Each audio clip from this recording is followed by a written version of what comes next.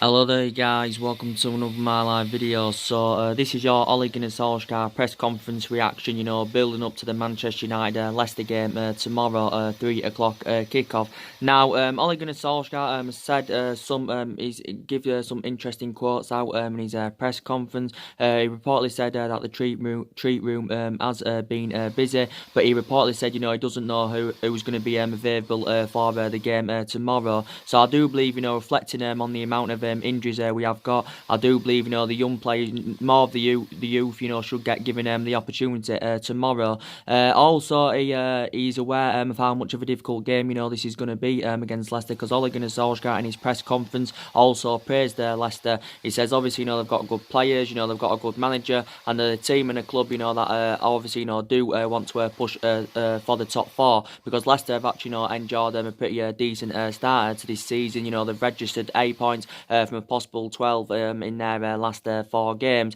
He was also asked about the news about David De Gea, with the contract and that, because obviously David De Gea is not yet signed a new contract with Manchester United. But Ole Gunnar Solskjaer, has confirmed that he wants David De Gea to stay at the football club, and he did say David De Gea knows that. Obviously, Ole Gunnar Solskjaer said David De Gea is the best goalkeeper in the world, reflecting on his amazing performances over the years, because we do know that David De Gea has been at Manchester United 8 years, but now this is his 9th season at Manchester United. Obviously, reports came out earlier on this week. It was stemming from The Guardian, and they said that David De Gea was close to signing a new contract. He didn't mention the length of the contract. He just said he was close to signing a new contract, and he reportedly said, he was close to agreeing a new deal worth up to around 290 grand a week, which would obviously, put him on the same basic wage as Paul Pogba, because obviously, Paul Pogba is on around 290 grand a week. But we've been in negotiations anyway of getting David De Gea a new contract for over a year now.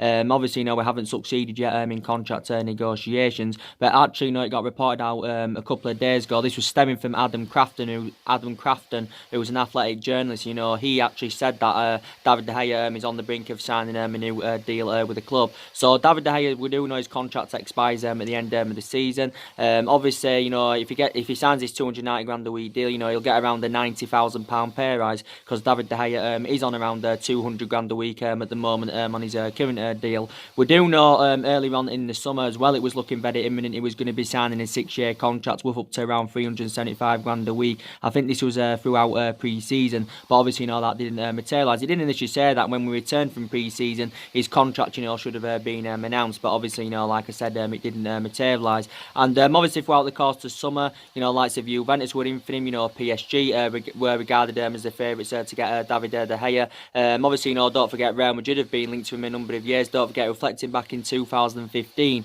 Real Madrid were on the brink of getting David De Gea, but due to a fax machine, the deal never materialised. But David De Gea, I think he's had 7.5 good years at Manchester United. Like I said, he has had 7.5 good years. I think he's been a bit average in the last 6 months or so, but I think, for the majority of his Man United career, he has been mainly consistent as David De Gea. I do believe if we do continue this bad run of form and we're not competing for the top 4 by January, probably David De Gea will want out of the football club. But reports reflected out the other week saying that David De Gea was on the verge of rejecting a contract offer, and it did reportedly say we're at risk of losing him on a free transfer at the end of the season. But I did say if we can't get him a new contract, it'd be beneficial for us to cash in for him in January rather than letting go on a free transfer at the end of the season. But at full value anyway, David De Gea is worth up to £100 million. But I said, anyway, I wouldn't get £100 million from him, obviously, because his recent performances have been poor. Obviously, he's got under a year left on his contract. But if we did cash in for him in January, I still believe we could get at least in the excess of around £30 million for him.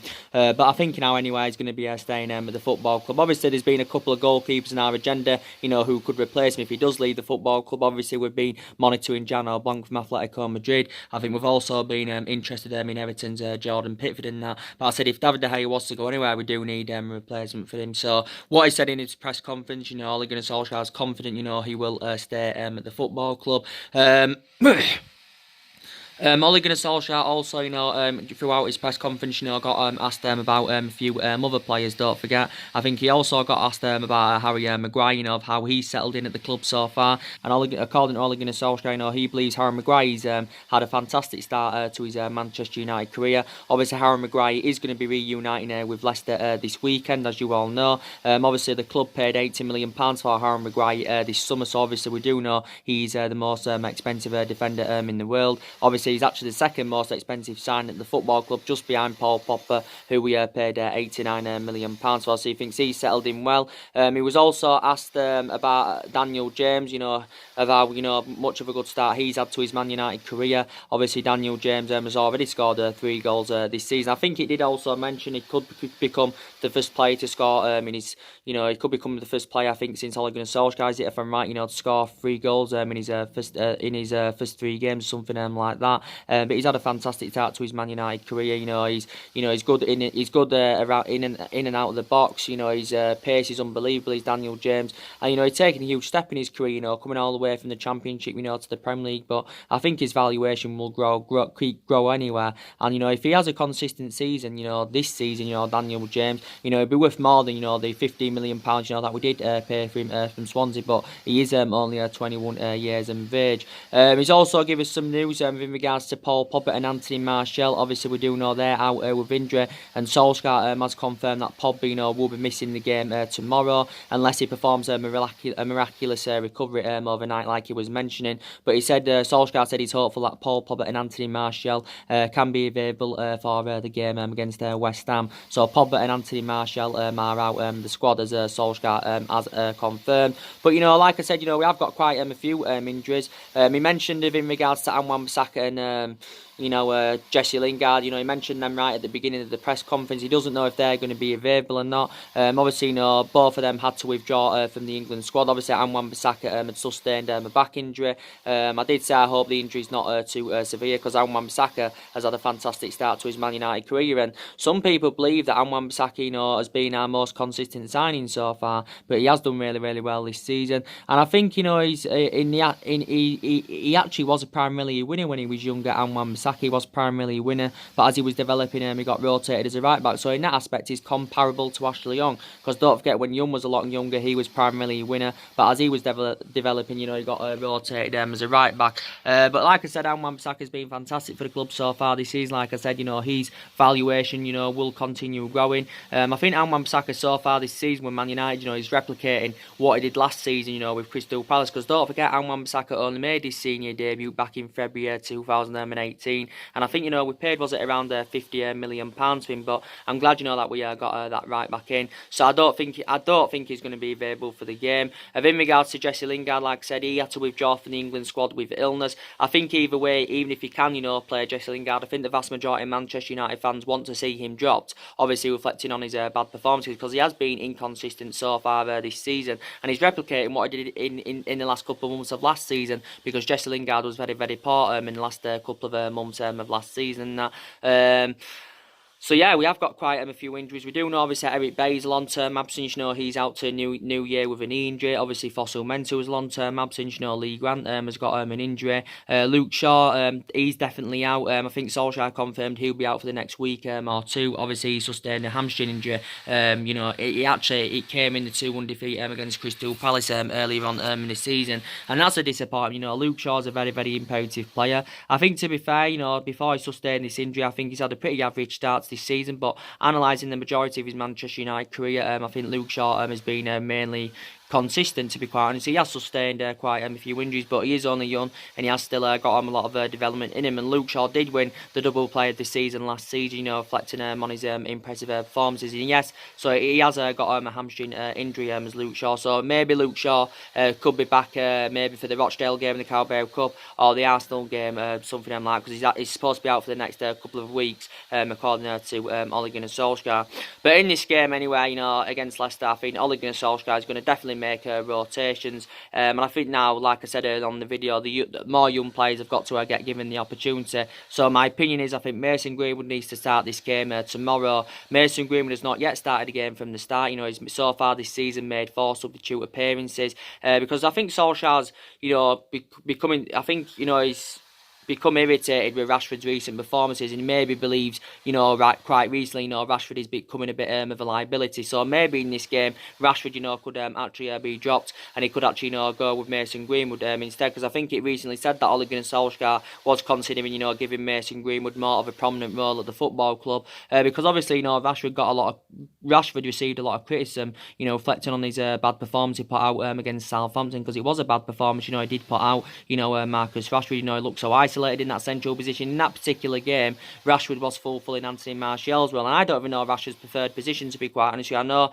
Rashford can play centrally, he can play out wide, basically, just like Anthony Martial can. So in that aspect, they are comparable. But Rashford, was very disappointed against Southampton. His finishing was poor. Didn't, latch onto any of them crosses. So he was very, very poor in that particular game. But with Mason Greenwood, anyways, obviously he wants more playing time at the club. He is only 17 years of age. And don't forget, Mason Greenwood did very, very, very, very well for the reserves last season. He scored 30 goals in 29 games, and he only made his full debut in the 2-0 home defeat to Cardiff on the last game of last season, don't forget. But yeah, I think, he definitely needs to get given the opportunity from the start. In regards to Chong, obviously reports came out the other week about him saying that, he was in negotiations with the football club over a new contract. Obviously, he was subjected to transfer speculation earlier on in the summer. Reportedly, he'd received loan offers from PSV and his former club Feyenoord, but Chong had turned these loan offers down because he wants to commit his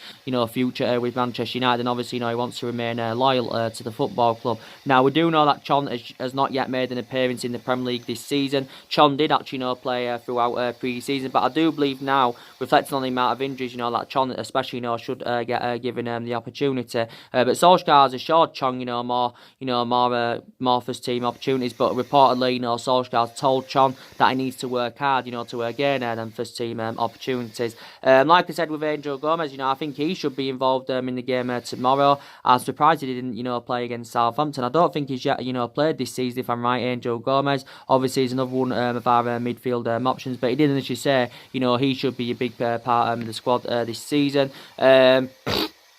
Obviously, Diego Dalot, we know he's definitely out. Diego Dalot, he's got a groin problem as Diego Dalot. It's unknown, when he will regain full fitness, Diego Dalot. So he's definitely not going to be playing in the game. So he's another injury concern. But like I did say on my video yesterday, we could be missing up to 5 players for this game against Leicester. And that's obviously, very, very bad news. And that's obviously, very, very bad news.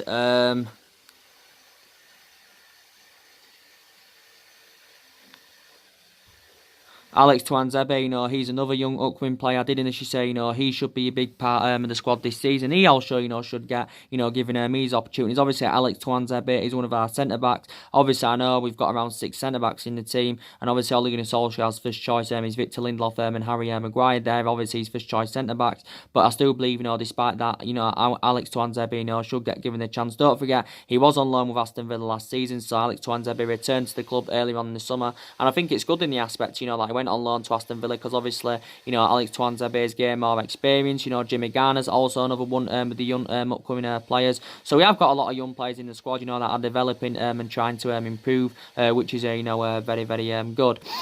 Like I did say though, despite the fact that we've enjoyed a very difficult start to the season, I still think there is some players that have performed well. Quite a lot of players have obviously been underperforming. There is quite a few players in the squad that are a liability now, and that, as you all know. I think, like I said, Daniel James had a fantastic start to his Man United career, and Wan-Bissaka's had a fantastic start to his Man United career. Harry Maguire's done really, really well. Pogba's had a pretty decent start this season. I thought his performance was a bit below par against Southampton, and obviously missed a penalty against Wolves earlier on in the season. But I think prior to that, Paul Pogba's done okay. I don't think he's performed to the same sort of extent as how Martial has, or Daniel James has, and that, or Wan-Bissaka and Harry Maguire. But I think he has still done okay in my opinion. I'm disappointed that Anthony Martial is not available for the game this weekend, because Anthony Martial, I think, before he sustained his injury, has been one of our best players so far this season. And I did say, if Martial you know, if he can avoid sustaining any more injuries and, you know, he can keep the consistency up, I believe Martial can score from at least between 15 to 20 goals this season. Martial's had a fantastic start to this season. I don't think he's quite emulated to that level yet, but I think he's developing fantastically well. You know, Martial, he's only 23 years of age. Obviously, it got confirmed at the start of the season that Anthony Martial has been given that number 9 shirt, so obviously he is playing more centrally this season because Martial seems to be more effective in that central position. Obviously, he knows that got proven throughout pre-season. Martial now is into his 5th season as a Manchester United player. Don't forget, he has scored 50 goals for the football club. He scored his 50th goal, you know, against Wolves earlier on in the season. Don't forget, Martial did get a new contract, you know, back in January. He signed a 5-year deal, so he's under contract with the football club until 2024. But I think a lot of things have improved about Martial's game. You know, he's getting more than runs in behind. He's finishing and that's improved. So he is becoming he's coming very reliable now. He's Anthony Martial. If I'm going to be quite honest with you, he's out with a thigh injury. So obviously, you know, Martial and Luke Shaw, you know, both missed the last game, you know, through injury against Southampton. But obviously, you know, they're going to miss this game against Leicester. But it is going to be a tough encounter. Like I said, you know, Leicester, like Solsjaker was saying, you know, are a pretty decent team. You know, they're sitting third in the league at the moment. They have not yet, you know, lost this season of Leicester. Leicester, you know, did a good investment, you know, throughout the course of the summer. An estimated guess, I believe Leicester spent around £90 million on players. Obviously, you know, they spent a club record fee on Yuri Tillemans. They paid around £40 million for him. They paid around £6 million for James Justin from Luton. They also, you know, they paid for around £30 million for Perez, and obviously, you know, they paid around £18 million for Dennis Pryor from Sampdoria. So Leicester did quite a good investment in that. Obviously,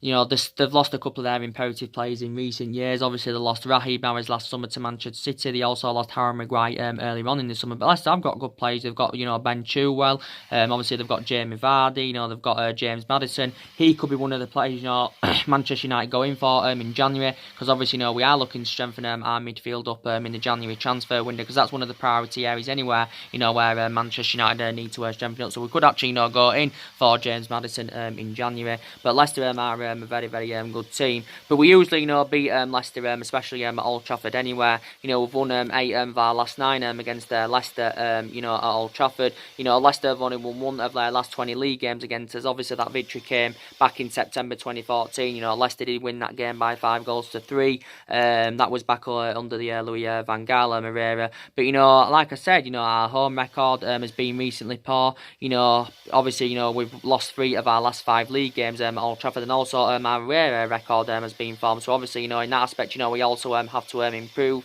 You know, we did the double over Leicester last season. You know, we beat them at home 2-1 and beat them at the King Power Stadium, you know, 1-0. But this is going to be a very, very tough game and that. And you know, Brendan Rodgers, you know, he's a pretty decent manager in that. As Ole Gunnar Solskjaer was saying, you know, he has, you know, he's proven, as Solskjaer was saying, he's got that proven pedigree. You know, don't forget, you know, he did a good job when he was at Celtic. I think he was at Celtic a couple of years. Don't forget, reflecting back when he was young, obviously, you know, he was at Liverpool. Obviously, you know, he had a good 2013-14 season there with Liverpool, did Brendan Rodgers. But this is a game definitely, you know, Manchester United have to win. You know, obviously, you know, if we want to, you know, if we want to keep our hopes alive of getting that top 4 this season, this is a game, you know, Manchester United have to win because we are winless in our last 3 games. Don't forget, we've only registered 5 points for possible 12, so we've only won 1, we've drawn 2, and we've lost 1. But obviously, you know, we did really, really well throughout pre-season. You know, we won 6 games out of 6. You know, 12 goals scored and only 3 goals conceded. And I did say at that point,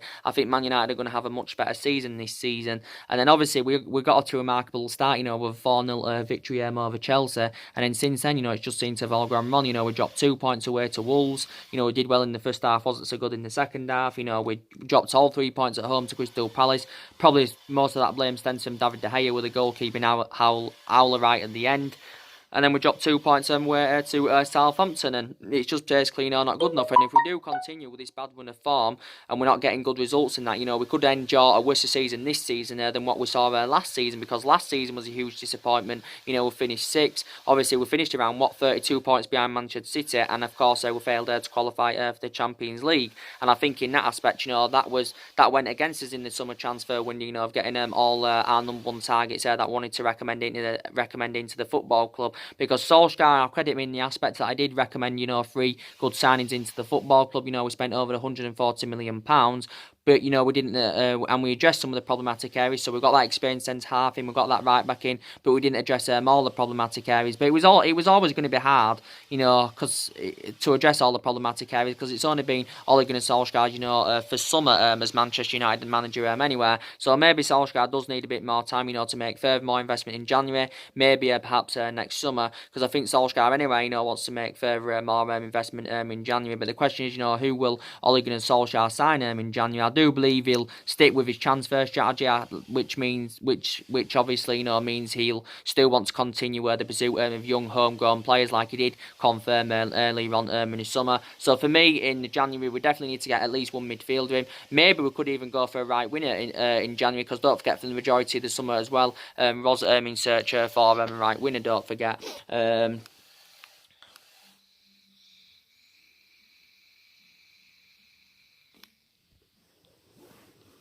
We was in search for a right winner. But Man United, Leicester, this is the fifth game of the Premier League season, and this is a game, Manchester United, have to win.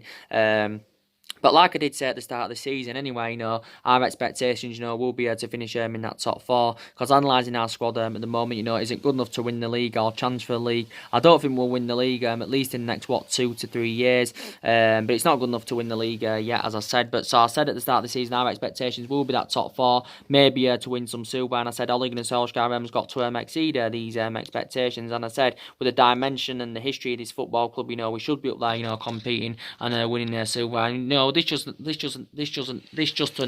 hasn't materialised, in the last 6 or 7 years or so. So I have, been very, very disappointed. But Solskjaer wants to get the club back to winning Super and competing, and obviously he wants to bring that fear factor and that winning mentality back to the football club. I know there's a lot of people doubting, saying he's going to bring that fear factor back to the football club and that. But I did say, regardless of who our manager is, no one's going to ever follow Alex Ferguson's legacy. We're never going to replicate, what we did under Alex Ferguson. And obviously, that's something we've got to accept. But I hope Ole Gunnar Solskjaer's tenure at Manchester United works out, because obviously we all love Ole Gunnar Solskjaer a lot. He's a great player for Manchester United for 11 years, and he flourished under Alex Ferguson's guidance. Solskjaer said earlier on this summer he's following Alex Ferguson's philosophy, and I did say anywhere, we're not really known for the sacking club. We haven't got the structure to keep sacking managers, despite the fact that we've already sacked 3 managers, since the Alex Ferguson era. And obviously Ole Gunnar Solskjaer is our 4th permanent manager, since the Alex Ferguson era.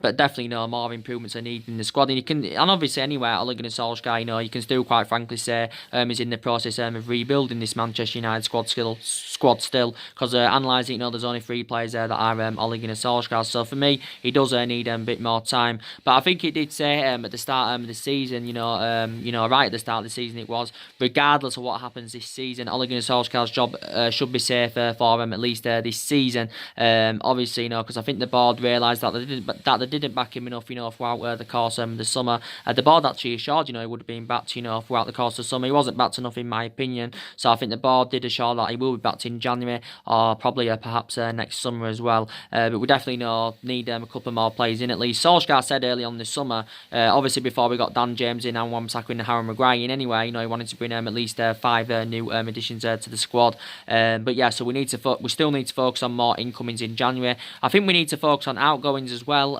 Even though, despite the fact that quite a lot of players have left now, since Ole Gunnar Solskjaer's arrival, I think around 6 or 7 players have left. I think obviously a couple of goalkeepers have gone as well. Obviously Antonio Valencia left at the end of last season after he served 10 years at Manchester United, so he was a long-serving player at the football club. Obviously we saw Chris Smalling go a couple of weeks ago. He's gone on loan to Roma. Roma paid just under £3 million.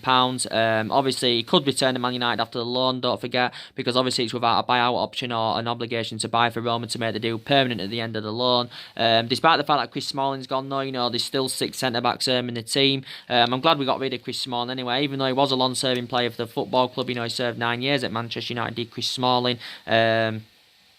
He served 9 years at Man United, did Chris Smalling, but like I said, with the arrival of Harry Maguire, obviously, he fallen down the pecking order. Just go put my phone on charge. And like I said, Matteo Darmian, left the football club. He joined Parma for just over £3 million, as you all know. I'm glad we got rid of Matteo Darmian anyway, because obviously, he was served his 2 requirements at the football club anyway. Darmian was served his 2 requirements at the football club anyway, but we let him go for just over £3 million. Obviously, Ander Herrera left early on this summer. Obviously, Ander Herrera served 5 years at Manchester United. You could arguably say he was one of our best players since the Alex Ferguson era. Marion Fellaini, of course, left the football club back in January after he served 6 years at Manchester United. It was a shame that we didn't recruit a replacement for Ander Herrera or Marion Fellaini. Obviously, Romelu Lukaku left the football club. I think it was good business in that aspect, that we got rid of him, and it was good that we generated a substantial amount for his departure. I'm surprised that we got £70 million for him. So basically, we recouped the money that we did pay for him from Everton a couple of years ago. And Sanchez, of course, got loaned out to Inter Milan, and that. But despite the fact that Sanchez is on loan to Inter Milan, I think we're still giving him around 300 grand a week. So I'll still say he's one of the highest paid players at the football club. Like I said, Dean Henderson's gone back out on loan to Sheffield United. I think in that aspect, that's good business from the club, putting Dean Henderson, back out on loan, because he'll gain more experience, will Dean Henderson, and he's only very, very young anyway, Dean Henderson. Don't forget, Joe Pereira's gone, he went out on loan to Hearts in Scotland and that, so we have loaned quite a few players out, we've loaned, quite a few goalkeepers out, but I still believe now as we speak, there is, players that are a liability at the football club, and these problematic players still at the football club. In regards to Ashley Young, Young's been a long-serving player at Manchester United. He's 99 season at the football club. Don't forget, the club gave Ashley Young a new 1-year extension last season, which was bad business. And we've seen how good Ashley Young can be over the years and that. But he's now obviously past his sell-by date. He's 34 years of age, and I think this actually he could actually retire from football at the end of the season and that. I think he should leave Manchester United after this season, should Ashley Young, definitely. So he's one player that should go at the end of the season, definitely. I think, Jones, he's a problematic player at the football club. I think it's pointless Phil Jones being here, to be quite honest with you. Jones has been at Manchester United now 8 years. He's now into his 9th season as a Manchester United player. Jones has won everything he domestically. He's been here since the Alex Ferguson era, but again, another problematic player at the football club. I do believe, Rojo now, obviously Solsjaker confirmed, whilst the European transfer window is open, he confirmed, Solskjaer confirmed prior to the Southampton game, and whilst the European transfer window was open, that Rojo will be staying at the football club. But I think, we need to, concentrate on getting rid of him in January or next summer, because again, I think Rojo is one of the problematic players at the football club, despite the fact that he did well throughout pre-season. Obviously hasn't played yet in the Premier League so far this season. He's obviously not first choice anyway. It never really has been first choice as Rojo, and I think his Manchester United career has been mainly affected anyway with the amount of injuries he has sustained.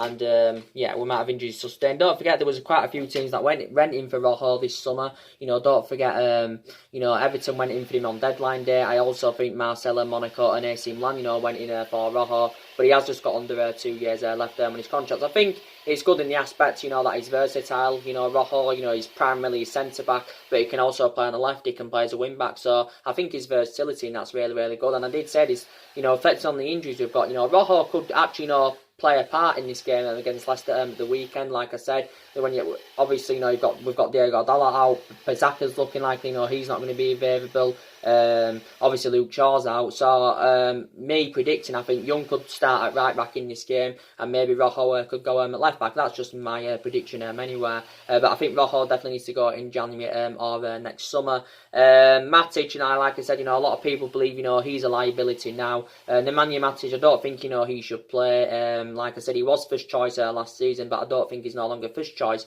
obviously due to his inconsistency. Nemanja Matic, that makes that midfield look totally imbalanced. balance, he's too slow, and he isn't getting any younger, of course, and he is aging up. At the time we did get Matic under the Jose Mourinho era, obviously he wasn't our first choice, it was actually, our third choice, was the Nemanja Matic, and the club paid around £40 million for him, so he's a liability, he's the Nemanja Matic. But like I did say, and we've got a lot of midfielders still in the team. We've got quite a lot of midfielders, despite the fact that Ander Herrera and Marion Fellaini left. I'll praise Scott McTominay. He's one of our midfielders. He's had a fantastic start to this season. As Scott McTominay, he's done really, really well. I think when he plays well, he plays between the lines well. He holds his line really, really well. McTominay's done really, really well so far this season. He has been mainly, playing alongside Paul Pogba.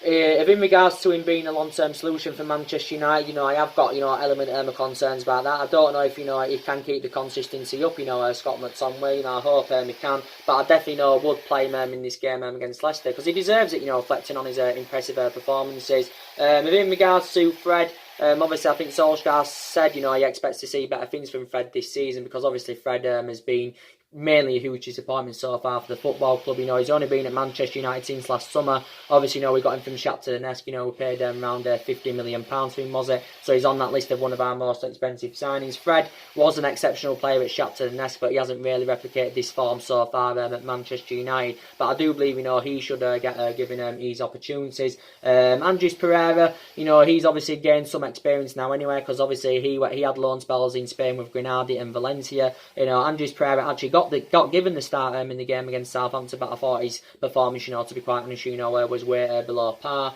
So we have still got quite a few midfielders in the team and that, but we've definitely got to strengthen that midfield up in January. And in regards to Juan Mata, now obviously we know that Juan Mata is no longer first choice. We do know Juan Mata signed a new deal earlier on this summer, because at one point it was looking very imminent that Juan Mata was going to be leaving the football club. So he did sign a 2-year contract with an option to extend it by a further year. And I know Juan Mata's been a great servant to the football club. He's now into his 6th season as a Manchester United player. He has made over 200 appearances for the club in all competitions. I think he's scored around 45 goals for the club. Obviously, Mata actually got the start against Southampton. You can arguably say Juan Mata was one of our best players in the game against Southampton. So maybe he could be involved in the game against Leicester. Juan Mata, I think now is 31 years of age. Don't forget he can play in that number 10. He can also play as a right winger. But he is well Premier League proven. But he's had a great career with Manchester United, so I'll admire his career. He also did well, when he was at Chelsea, when he was younger, Juan Mata. So maybe he could be involved in the game against Leicester. But I do believe Solskjaer will make, he'll rotate the squad and that. But I did say, in regards to the formations this season, I think Ole Gunnar Solskjaer will try, different formations. But I think, he'll mainly go with that 4-2-3-1 formation. So I think, he'll go with that on a regular basis. He'll go with that on a regular basis and that. But like I did say earlier on this week, I'll give you an update, didn't I, in regards to the new director of football at Manchester United. Now, I did say we need a director of footballing because we do need a structural change at the football club. Now, obviously, earlier on in the summer, Man United were in search for a director of football, and there was quite a few, names mentioned, who could have taken that director's role at Manchester United. I do believe Ed Woodward earlier on in the summer had spoken to the likes of Evra, Ferdinand, and Darren Fletcher, about roles at the football club and that. So obviously they're former Manchester United players.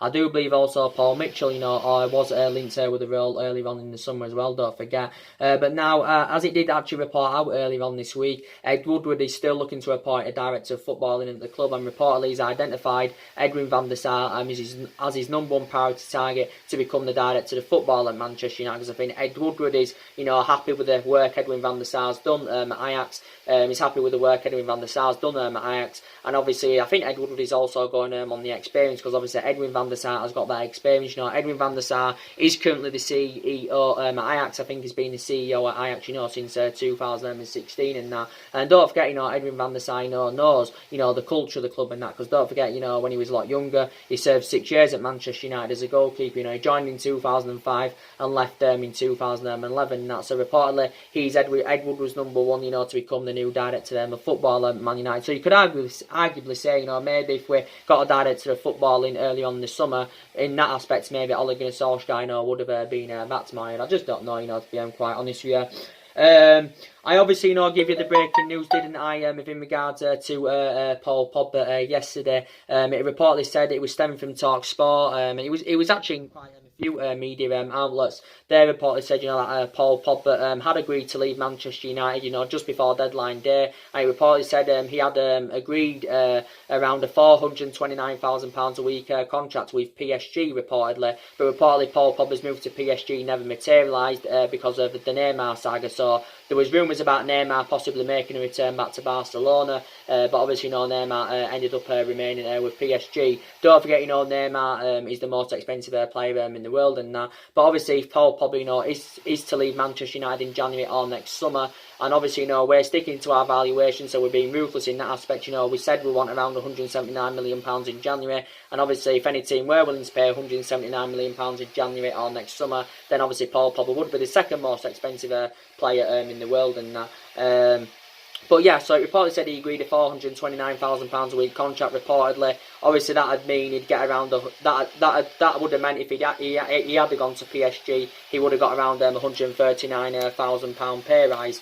£139,000 pay rise, because obviously on his current contract at the moment with Manchester United, he's on around 290 grand a week. He's on around 290 grand a week. I think he's actually now the highest paid player at the football club. So Paul Pogba's got 2 years left on his current contract at Manchester United, with an option to extend it by a further year. But PSG, were in for Pogba earlier on this summer. There was only tentatively linked to him. They weren't relentlessly linked to him. Barcelona were also in for him. Don't forget, Paul Pogba's brother, Mayfield's recently come out and he actually said that, Paul Pogba has been speaking to Lionel Messi, but it was mainly Real Madrid, that were in for Paul Pogba this summer. But obviously, Paul Pogba didn't go to Real Madrid and he ended up remaining loyal to the football club. So I'm glad that, we've convinced him to remain at the football club, at least until January. But I still believe Paul Pogba's plans for the future is to make a move to Real Madrid. I did say, it was the stumbling block of him the stumbling block was of Paul Pogba's move to Real Madrid this summer. Obviously, was reflecting on the substantial amount we put on him,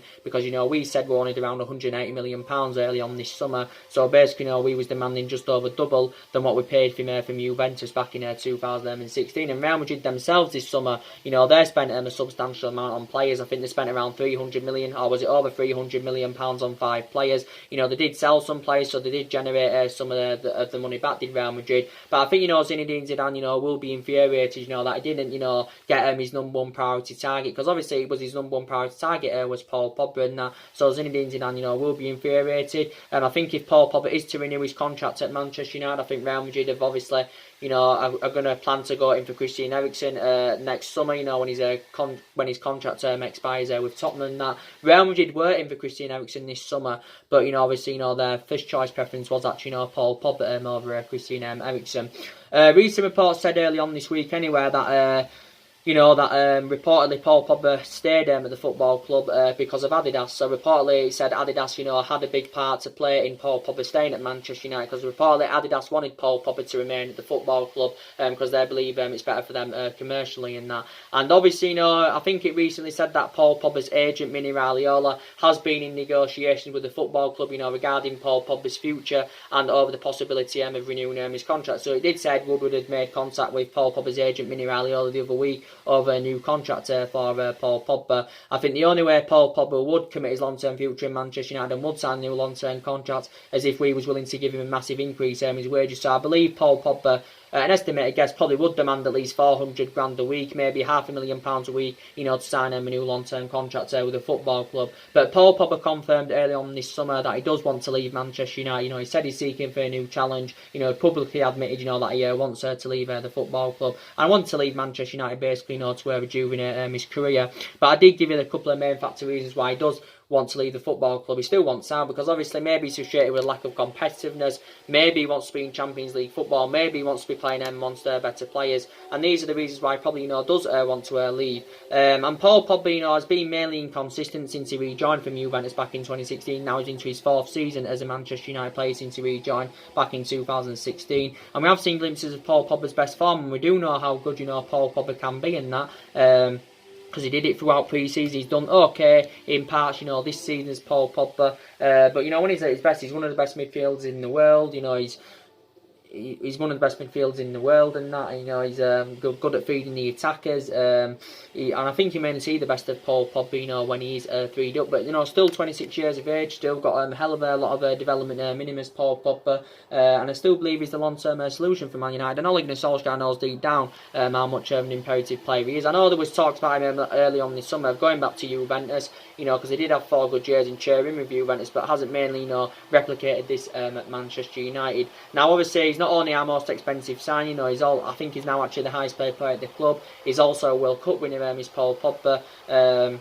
But I do believe, you know, he still wants out of the football club. But it hasn't only been this summer that Paul Pogba has been subject to a lot of transfer speculation. Don't forget, you know, reflecting back last summer, there was a lot of talks about him leaving. Obviously, reflecting on his bad relationship with Jose Mourinho, because he did have a bad relationship with Jose Mourinho. And I think Paul Pogba got one of his best wishes, you know, when Jose Mourinho departed the football club. And that. But Paul Pogba with the football club has won the Europa League and the League Cup. You know, that came in his second season with Manchester United. But for me, I think we need to get a midfielder in January without a shadow of a doubt, and especially, you know, if Paul Pogba, you know, does leave the football club. But the initial plan was to actually, you know, keep Paul Pogba, which we have done, but get, you know, 2 midfielders, you know, that can replace Ander Herrera and Marion Fellaini, because Solskjaer wanted to actually rebuild a side around Paul Pogba. But Solskjaer has spoken a lot about Paul Pogba throughout pre-season. He also, you know, spoken to Paul Pogba and that, but he's spoken to the vast majority of our players, you know, throughout the course of the summer.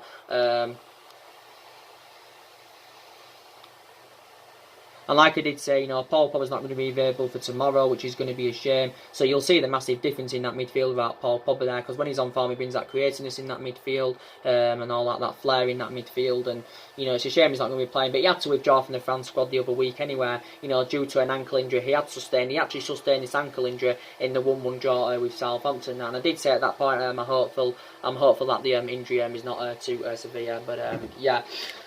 But like I said, I hope it works out under the Ole Gunnar Solskjaer tenure. I've got another element of concern about Ole Gunnar Solskjaer. You know, he hasn't really got the experience he hasn't really got the experience as a manager, you know, not really to the highest level. So that's an element of concern. You know, he won a couple of Norwegian titles with Malden, that, you know, didn't really work out for Ole Gunnar Solskjaer at Cardiff. He enjoyed a difficult time at Cardiff, to be quite honest with you. But, you know, I can't understand it, because, you know, Ole Gunnar Solskjaer did well, you know, when he was the interim manager, you know, last season. In his first 3 months at the club, he did really, really well. You know, the results were good, the performances were good, and he exceeded expectation levels. You know, it just seems to me, you know, since he got the job in March early on this year, you know, it's just basically, you know, seem to have all gone wrong. But like I did say, if this bad run of form does continue to persist, I think the pressure will continue mounting up on Solskjaer. Solskjaer is already under pressure as it stands, but I think if we're not competing for the top 4 by January, Ole Gunnar Solskjaer could be gone from the football club by January, to be quite honest with you. But maybe he does need a bit more time. Like I said, reflecting back under the Alex Ferguson era,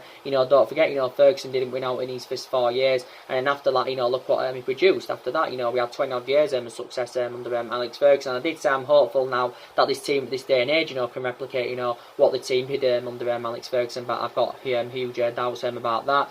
But like I said, a hell of a lot of money has been invested into the football club in the last 6 years or so. So reflecting on the amount of money we've spent, you know, we should be in a much better position than we're in now. But like I said, it just proves always spending big on players and getting them Galactico players doesn't always get you in that commanding position, doesn't always guarantee you success. And it's been proven with Manchester United in the last 6 or 7 years. I think an estimated guess, we've spent around if my calculation's right, we spent nearly around £900 million in the last 6 years. Obviously, under all the managerial years, we spent nearly £900 million. I think it works out to over £1 billion. If you want to, you know, put the wages into account, because obviously, you know, we have got players on big contracts. Don't forget now. But yeah, you know, we spent £140 million this summer under Ole Gunnar Solskjaer. Well, it was over £140 million. Just under £400 million was spent under Mourinho. Over £200 million was spent under Louis van Gaal. You know, £67 million I think was spent under David Moyes. And quite some money, obviously, you know, was spent under Alex Ferguson. So a hell of a lot of money has been invested into the football club and that.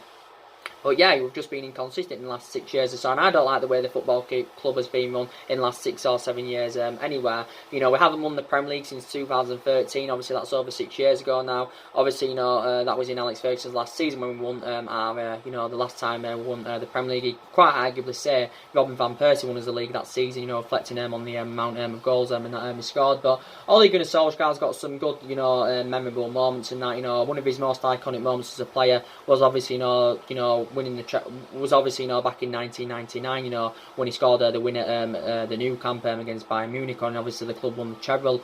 Lots, obviously the club's greatest achievement, and obviously one of his most iconic moments as manager was obviously, you know, that miraculous comeback that we produced against PSG in the Champions League last season. So he has got some memorable moments, but we've just got to get back to winning ways, and that's very, very imperative, because we've got games now coming up thick and fast. You know, Leicester tomorrow, then it's FC Astana in the Europa League, then I think it's West Ham away, and then I think it's Arsenal at home, which is obviously, you know, going to be a tough game. So, you know,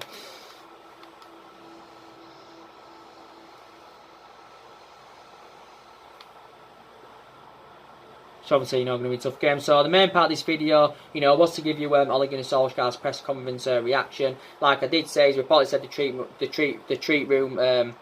treatment room has been very, very busy. He mentioned he doesn't know who's going to be available. He's confirmed Pogba and Martial are going to be out. They should be they should regain full fitness for the game against West Ham. And he was asked about, you know, the contractual situation with De Gea, because obviously he hasn't signed that contract yet. And reportedly, you know, Solskjaer's confirmed, you know, he wants David De Gea to stay at the football club and that. But I only watched, I think, like 6 minutes of the press conference. I watched his, you know, the part one of the press conference and that. Yeah. So anyway, guys, drop your comments, likes below on the channel. If you do, consider subscribe as always, and take care. God bless, and I'll see you all again very, very soon. Thanks for watching.